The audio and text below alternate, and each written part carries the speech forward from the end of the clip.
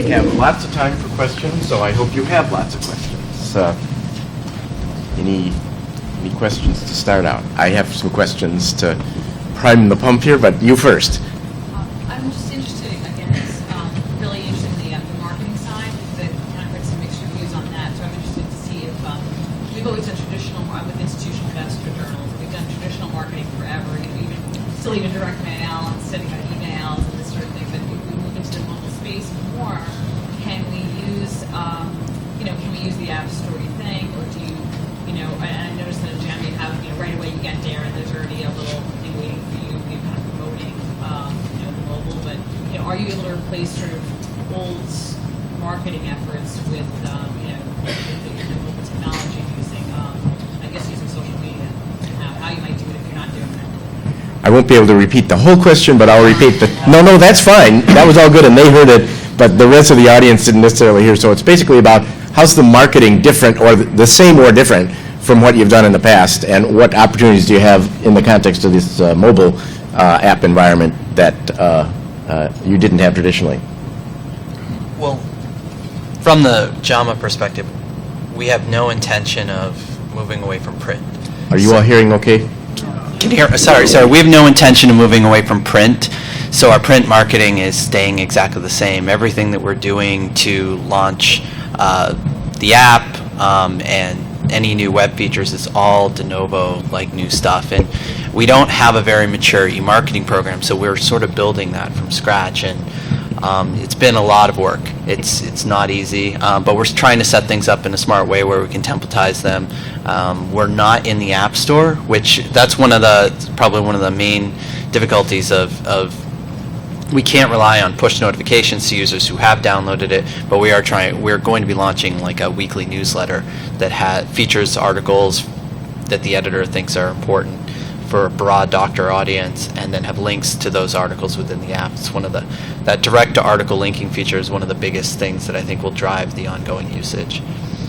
But it's just sort of figuring out what do we need to do, what will have the biggest outcome, and building it from scratch and doing it ourselves. It is not simple. Any other answers from the others? Yeah, I would just say that the thing that where I initially went with your question is that I think that it has a lot less to do with the technology versus where the users are. We are doing all digital marketing. It's mostly email.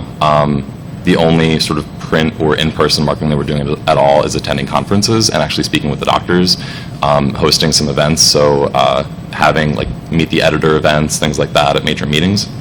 But with doing digital, the fact that we're not really reaching out to a mainstream audience, like we're not looking for patients and casual readers, we're specifically looking for physicians, that we are doing social, so we're on all the major social networks, so we tweet, we're on Facebook, everything else, but actually reaching that targeted audience has been difficult. That's not an easy demographic to have Twitter ads and say only show this to doctors.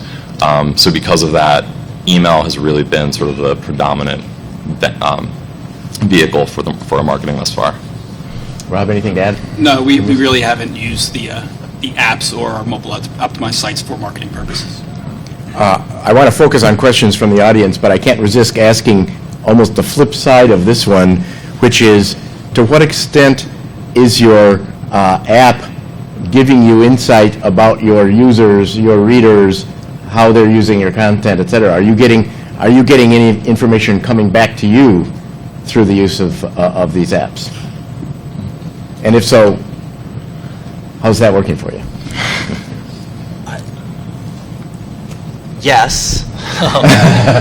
It's highly tagged. It's tagged in Google Analytics, and we have a great You need to get the mic closer. Sorry. It's highly tagged in Google Analytics, so we get a lot of deep information. What we're seeing right now is 3 months in is that the information changes very quickly, so it's hard to say what trends are because, when there's times of huge amounts of new users, the trends change. And then when it fades off, and it's just the repeat users, like the trends start to, look a little different. So I don't have any real nuggets, except it is nice. It's a very registered environment. There's no free use, so it's not like a website where you're seeing a lot of people bouncing around that shouldn't be there.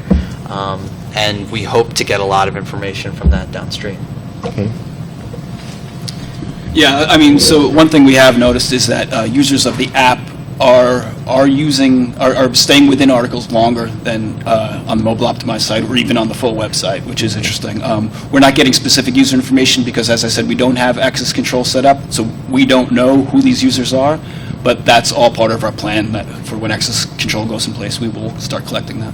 Okay, let me, particularly for you two guys, since what you're really doing is publishing your journal content in a new mode, as distinct from Brad, which is newly created content, to what extent, and again, I'm not necessarily asking about knowing about individuals, but knowing patterns, usages, et cetera. Is there any aspect of what you're doing that is beyond the feedback on the app?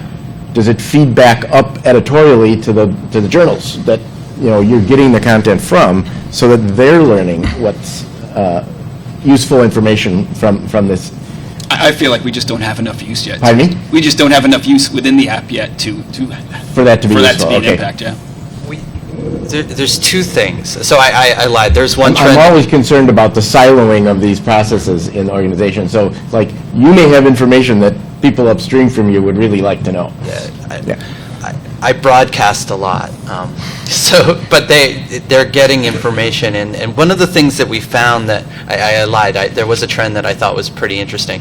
We can tell by registered user specialty what they're, who's reading what, and what we found is neurologists didn't register very heavily, but neurology, the journal, is used very heavily, and that either means people are cross-reading that are not neurology specialists, or neurologists who do register read a whole lot. And I don't know the answer to that yet. We haven't been able to sort of crack that. But for editorial, that's pretty interesting. And that little trend, we could see regardless of whether they're new users or repeat. And so we're kind of looking for trends like that.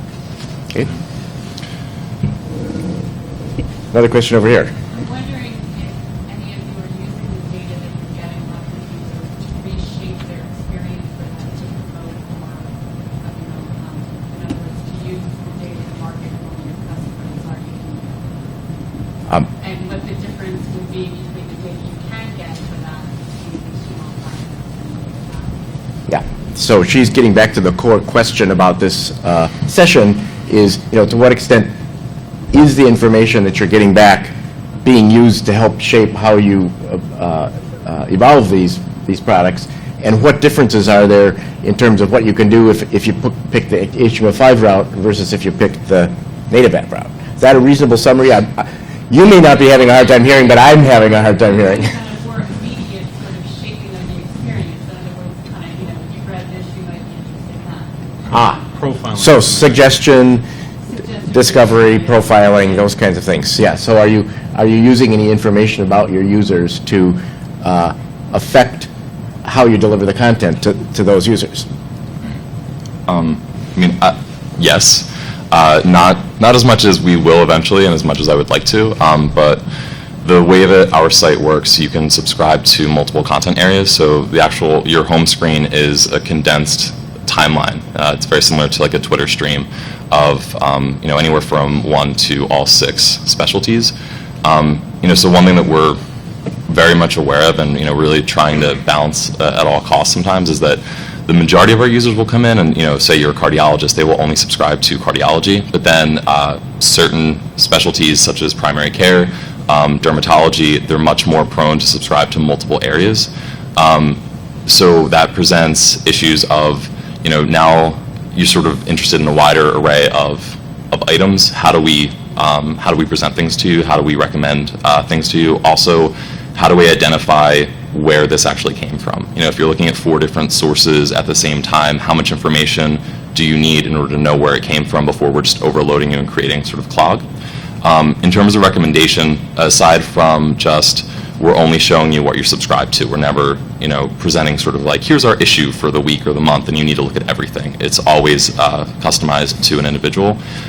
We have manual recommendations based on an editor. So if there is a featured item that the editor, specifically said, we published 2 or 3 things last week that are related, we'll manually put in links and highlight that, and then based on our taxonomy.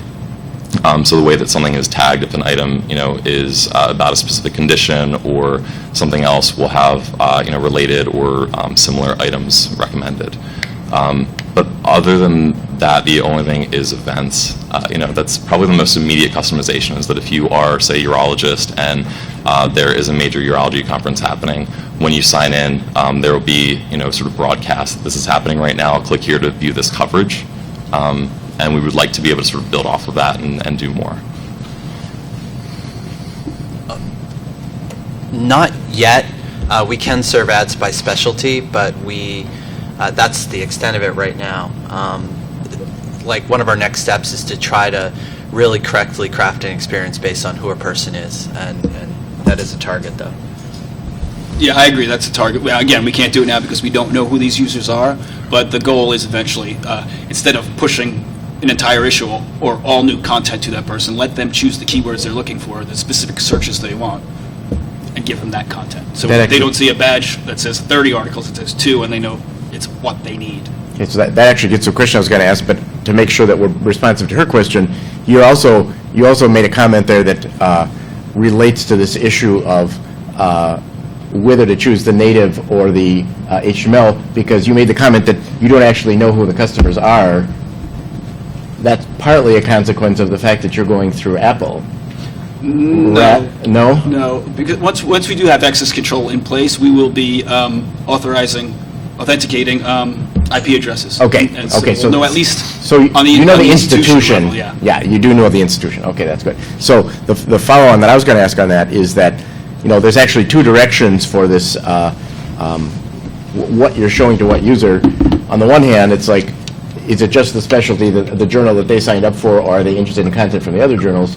But there's also that narrower, like, within the specialty, what topics are you interested in? Obviously, since you're mainly dealing with, you guys are dealing with journal articles, you've got keywords, et cetera. Have you got a taxonomy that actually organizes that? Or are you simply picking off of the keywords, whatever the keywords are there? Do you have any kind of faceted search built in for, at a more topical level within a specialty? Is that something you'd look to doing? And I guess, keeping in mind that the point of this session, is there anything about your choice of technology that's limiting that, or is it that you just haven't done it, but you could do it? We just haven't done it yet.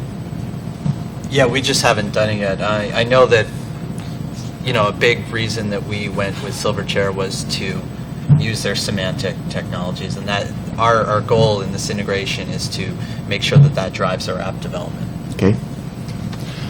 We don't currently have search that is happening. We do categorize by taxonomy, but that's internal, and that's a huge ongoing process. And one of the things that I think is unique to us is because we're not just publishing content about our own journals.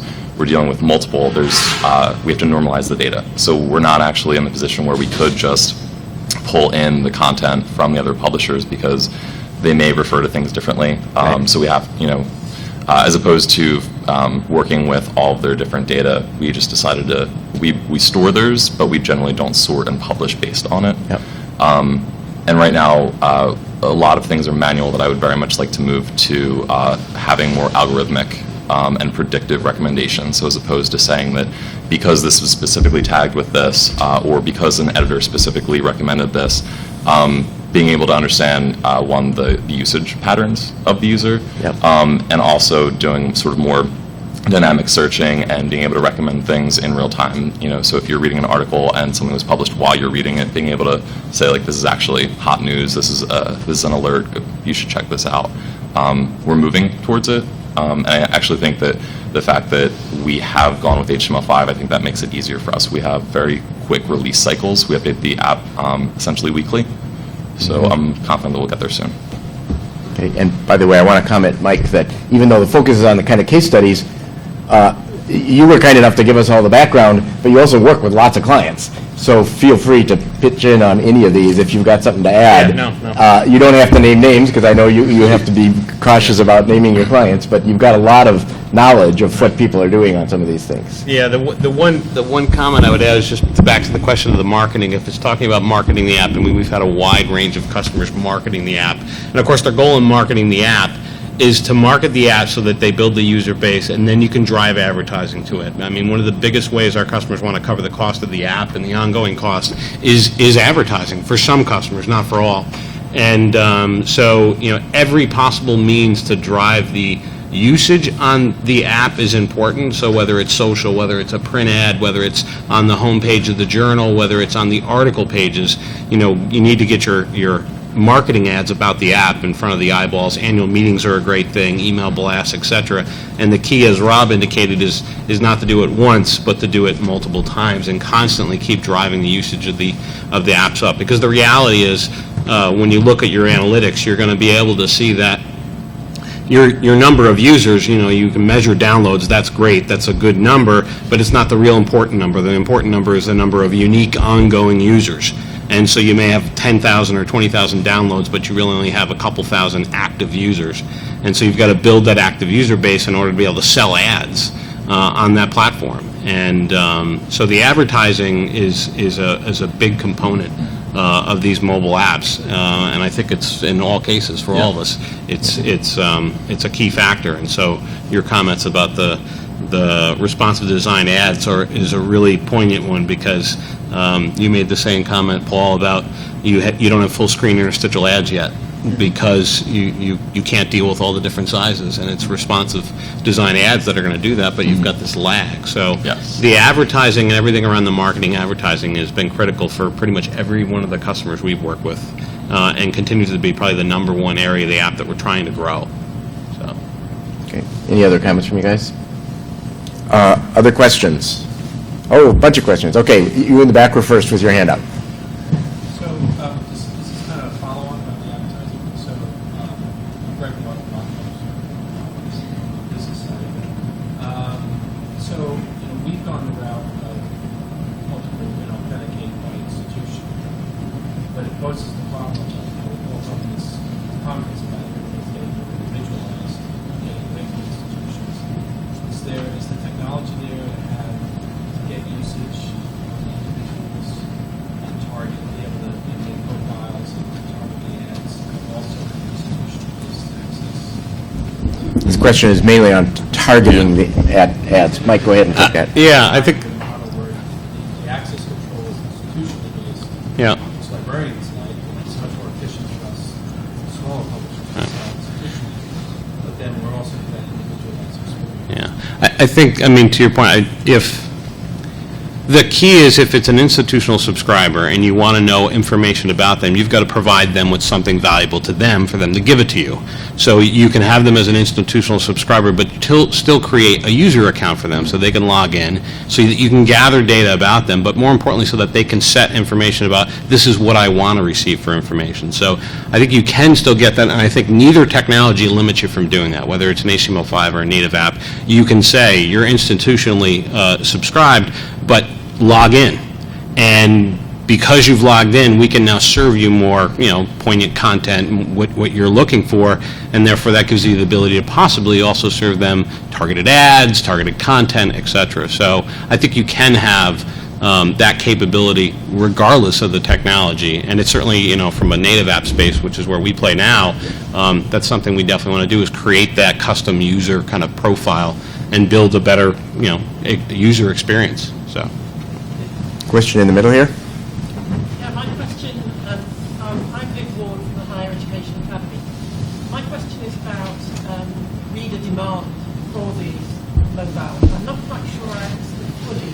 I know you said that with the app, only 4% of your traffic is currently mobile. I don't think we heard, do you have any data on, sorry, I forgot your name, the next Paul. case study, yeah? And am I understanding correctly that for the responsive web design, did you say only 42% now of your usage is desktop, so tablet or It's phone? 25% mobile, so it's 25, 25% 75. is mobile. So we've got 25%, 4%, and do you have any data? Mobile. I need to move the mic usage, closer. Sorry, mobile usage is about 70%. 70? Yeah, it's 24% is using the desktop option. But we're really heavily marketing it to mobile on purpose. We did start trying to do specific pushes for Google Chrome users. But, what we're really just trying to do is make a use case for reading. And it kind of goes back to the question that was asked prior as well. Rather than thinking about institutional model versus individual subscription model, we know that the website is for deep research, and we're not trying to change that. We're trying to make a tag-along product that lets you, once you find the research that you're interested in, you can bookmark it and then read it on the go. And we want to make that full loop come full circle for the end user. Like, that's the real goal is, and let the business model will follow at some point. It sounds kind of naive, but I think it's true. I think if we work for the individuals who are going to consume the content and we make it the right way, they'll use it. Which is why we require registration. It does support the business model, but it also lets us do a lot of personalization for them downstream. Paul, can I ask you a question, point of sure. clarification on that? So on your use, is there another way to get to these articles other than the reader? They're all on the website. Right, so, okay. Yeah. So your 80% is 80% of the reader, not 80% of your overall online use of the articles. Yes, on the reader. So the breakdown of the reader. Right now, mobile traffic on the website has grown over the last year. I think it's probably the normal trend of like 11% mobile last summer. Now it's up to like 15, 16, and it continues to grow. And that's on the website, not the app. Yeah, over all of the website properties. We're just seeing a continued growth in mobile penetration. Question over here?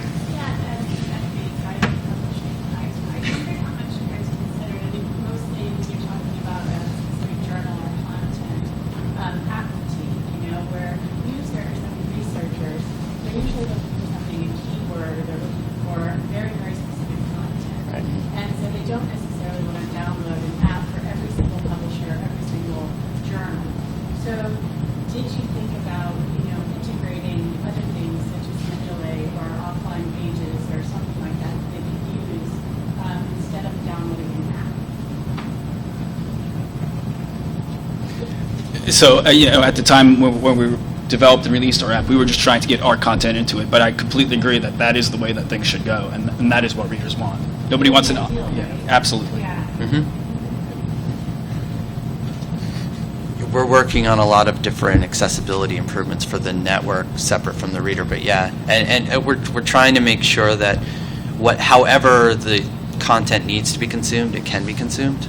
Well, and then, debating whether it's worth it to spend money on an app or it's worth it to actually make a mobile accessible site that has those features that allows people to consume content across platforms into one area, just like a newsstand or something like that. Well, and that's getting close to what Brad's created, basically. Yeah. Yeah, because we aggregate, but as much as, I agree with you, I think that is the ideal case, is that a user can access all of their content wherever they are, regardless of the device. But because we're publishing sort of, our data is always metadata, it's always data about someone else's data, we don't necessarily have the full article to even let you download it. So our own content, we intend to make it cacheable, being able to have offline, but they're also very short snippets of text. Like the most sort of valuable content that we have on the site are take-home messages. They're sort of like 1 to 2 paragraph summaries of the articles. So we're not dealing with huge PDFs or 20-page documents for people to download. So I think we had another question over here.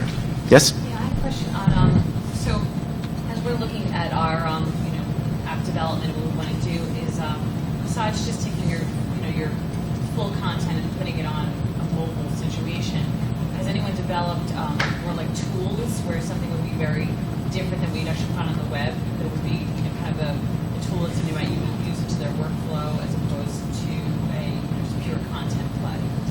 Just curious about any ideas there. That was going to be my next question, if there were no questions, so thank you very much for asking that. Yeah. So this is about the workflow. And actually, as I was working with these guys, as we're getting this prepared, one thing I realized is that Brad's solution actually is a workflow solution, because they're actually creating content, whereas I'm interested to know fundamentally, how does the content get in? How does that process work? you're publishing these journals in a different part of your organization, through vendors? Are you working with partners? What do you do internally? User's workflow. Pardon me? I'm at the end, I'm at the user's workflow. Oh, yeah, you're talking about the user's workflow, okay. Yeah, the customer, subscriber, whatever you want to call them, that. Okay, two sides. Answer her question first, but then I'm interested in my question, too. The tools that they're- I was picking up on that term workflow, and it triggered my notes here. Specifically, when I mentioned looking for ways, trying to understand what should be native and what shouldn't, we talk a lot about tools and what the right tool is. Like, I don't think that the journal article delivery system is a tool like you're describing. And our first step was just to get one out there because there's demand for it or an expectation or something, right? Like, everybody's in the app game. We had to do something to deliver our journals. We tried to do it all at once, 10 journals instead of 10 separate apps. But I really care about trying to figure out what is the right tool that our subscribers will find that's sort of based in our brand or based in our content in some way that's in our business model, but still is an approach that they'll find helpful. And we have some ideas, but we haven't actually started building that next step yet. But you're right, there's a whole different country and exciting opportunities to build for the users there. Rob, any comments? So we very specifically decided that we did not want to venture into becoming, like a point of care tool for physicians. So, our use case that we're focusing on is keeping doctors current. So keeping, easily stay up to date, which can have sort of far-reaching implications. So, And it's for practicing physicians, not for researchers. yes. So, we do have our editors or users, request certain things. So, tools for doing calculations on guidelines for prescriptions, current guidelines for treatment, things like that. And there's always sort of a fine line about, what we're going to do versus what we're not. I think for me, when the piece that I consider a tool that we're building in is actually the social side. We're trying to make it so that it's not just sort of this open bulletin board system, but that you're actually specifically discussing the articles and the commentary, and that being able to engage with other physicians and get their perspective. In my mind, that is sort of the area of the workflow that we want to work with. Like, how are you receiving and understanding and using this data, as opposed to really building out and providing what people may consider a tool in terms of like a calculator or something like that. Any comments from the others on that? No, we thought about it too. We couldn't really come up with anything that you'd be coming up with a tool for our specific comments, so similar to the comment over here. Wouldn't the user want to use a tool that is checking multiple sources rather than just our own? And Yeah. we don't know how to do that. Any other questions from the audience? There's one. You have to speak up. I'm having a very hard time hearing. I've got a fan right here. I have a question about how many of these mobile sites handle multimedia or interactive content from the journal. Yep, I wasn't, and that also plays into the upstream workflow. right. A question about multimedia and interactive content coming from the journal. How does that play into these apps? So we've got a few podcasts, and they're all pulled in just as an RSS feed, basically. But the user can view the videos or listen to the podcast right within the app. And the other thing we have is social media links and sharing links, where the app interacts directly with Facebook or Twitter. Do any of you have interactivity, say, interactive data sets or things like that coming from the content side? No. Or interactive maps? All of our interactive maps on our website are in Flash. So we're working on a production problem of building those in HTML5 so they can work across multiple devices and then supporting them in the mobile products. And our next step, we are going to be adding like audio players and video players to the app, but just like you would on a website. There's a little study, like a lot of people using native apps that you have to download are online when they download them. They're online when they use them. And currently, like, of our logins, only 7, if you just compare the number of add to offline for an issue, just to the number of logins. And some of those logins equate to more issues added offline than any of the others. It's only 7%. Like, most of the use case in our app alone is online. They're not even trying to get it offline. I think there's specific cases where they try to go offline. But our idea is to build for online, which differentiates the strategy a little bit. And that may also be a reason why the HTML5 strategy made more sense for you. Yeah. Yeah. Anything from Brad on But that? I mean, I'm in the same camp. We don't have, really interactive activities. We have, images and streaming video and audio, and that's really the extent of the multimedia that we're using. And you're doing it all within HTML5 Yeah, framework? it's all within HTML5. The player that we're using has a Flash fallback for older devices.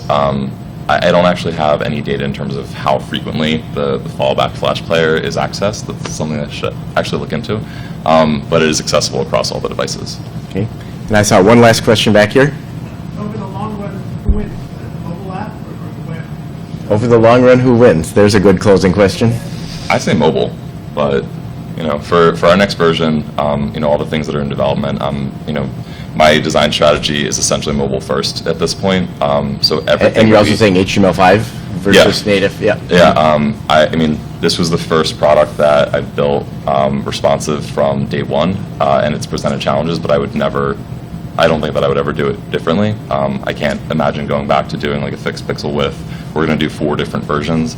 And at this point, as I had said earlier, the engagement level is much higher with our mobile users. So even though we're a much newer product than what, the legacy product that we had was 5-6 years, so we have fewer users, the amount of time that people spend on it, the number of articles they're consuming, the number of ad impressions we get per user is much higher on this. So I'd like to really encourage that. One of the funnest things I did in the last month, I went to Best Buy to test our app. And I hadn't, I went to Best Buy to test our app, and I hadn't really tried the laptops that are the new convertible, like flip laptops that are touchscreen, and our app works great. I mean, it's something we didn't build for, we didn't expect necessarily, but we kind of feel like it's a little bit future-proof in that way, that if you build for mobile, you're also building for web. It makes you question a whole lot of things when you start seeing it that way. So I don't really know. I mean, I think that there's going to be a reason that you have native applications. It's probably going to be performance and power and alerting and all these things. And we have a tool chest, and we'll figure out which tools work best for which project. Yeah, I agree with Paul. I mean, it's going to depend on what the purpose of the app is, but I do see things, as I said at the end of my talk, going in the HTML5 responsive direction. For what we have now, for just our content, I can't see that not happening. And again, there's a time issue here. When you developed that, Absolutely. Right. that was HTML5 technology wasn't what it is today when you started with that. So partly why the choice Yeah, was made. I mean, I think it's evolutionary. I mean, as HTML5 starts to get adopted more, you're going to start to see more of an update. You're going to see hybrid apps is what you're going to see as well. You're going to see, as Paul's commented a couple times, the hard part for them has been getting users to get the app, because there's that clear and distinct channel for getting it. It's not there. Folks are looking on the app store for it. But I think as it becomes more commonplace, you'll see HTML5 adopted by all the browsers widely. All the value is going to be there when it can start to deliver journal content. To the woman's question in the back about interactive content, when you can have Math ML loaded right into the HTML5 presentation with a MathJax tool that allows you to interact with the equations. I mean, people are going to want those tools and capabilities, and it's HTML5 that's going to be able to do that. And I think the long-term cost is going to be better as HTML5 gets more widely adopted, but there will be, for certain apps, CME apps and other things like that, there may be very specific value in having a native app that, to Paul's point, uses the local power of the machine a little bit more efficiently than a connected HTML5 app can. Well, I think Mike gave us a really good wrap-up to this session, so that was a real good summary. Thank you very much to the whole panel.